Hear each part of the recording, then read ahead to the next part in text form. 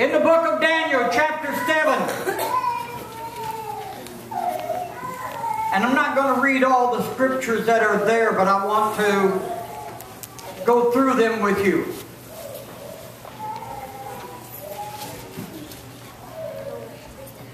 As Daniel seen the things going on the earth, seeing the things that was going to come, and God told him to lock it up in his mind and lock it up so he would not reveal many of the things to us. And still today, there's many of the things that are about ready to take place that we still don't know about. We are in a situation right now that we have no idea what will be tomorrow or what will be the next day. If you have a little one that don't want to stay down, you're welcome to stay down with them. It's so they can go down, because they've got some things they're doing downstairs for the little kids this morning. So if they won't stay down by themselves, you're welcome to stay down there. I just don't want a bunch of young people down there that don't belong down there.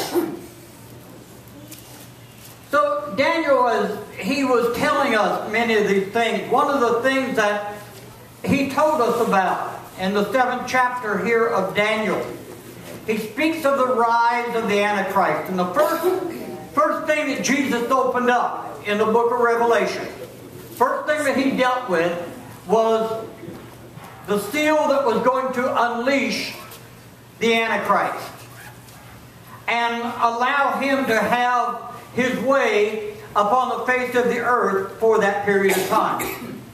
And so here we are. Be hard to argue the point that we're not in the last days with everything that's going on.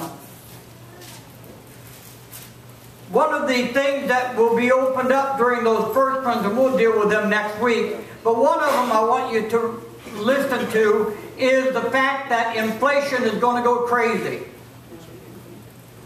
And when he's seen a measure of wheat for a penny and the measures of barley for a penny, he was seeing prices increase 800 to 1,200%.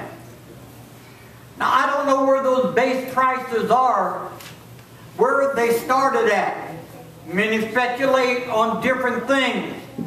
And a lot of people in this day and age think in 1987, when Israel or Jerusalem become part of their capital, part of what they did when they recaptured that land over there and was able to take possession of that, may be the point, or maybe in 67, when the war took place over there and the 6-day war took place and all the different things.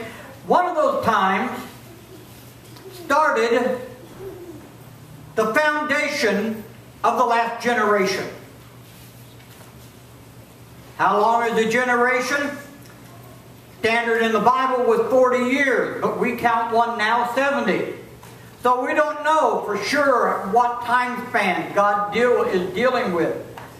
But if it was in the 60s, we don't have much time left. This generation has established. Yes. Even if it was in 87, where you're headed now into the final decade of that time span. Yes. Where we might see the things take place. And I can't remember. I know somewhere I probably can dig that up. I don't know what the prices of gas was in 1987. But if it was $1 a gallon, let's just leave it at that because it's easier to figure for you. Right now we're at 600%, as they're talking about this summer. $6 a gallon. They're talking about it continuing to rise. And I wonder, when we reach the point of $8 a gallon for gas, have we reached that percentage that John's seen inflation going? The Antichrist is going to be a person that's going to be able to come into power, and by peace, he's going to gain power. there is going to be a kingdom set up, and you can read here in the 7th chapter of Daniel. There is going to be a reviving of what we know as the old Roman Empire, or the 10 kingdoms around the Mediterranean Sea that were established through Alexander and through the Roman Empire. Alexander was one of the greatest leaders that there ever was, and he conquered and overthrew those governments that were there, and then died at a very young age, and he gave this land, then the authority of that land, to his generals. And we've talked about this before, and it tells us here that out of one of those territories there will be a man arise into power, and he will come and he will set up the kingdom. Instantly 3 other kingdoms will agree to come under his rule. Then the other 6 will follow suit and come under the authority of those. I don't know which ones there are going to be for sure, but if you take what some of the things tell us in the Bible, that if the Syrian, and we believe the Syrian Empire is where the Antichrist will eventually come out of, that encompasses everything from Iran to Libya and all the way up into Lebanon.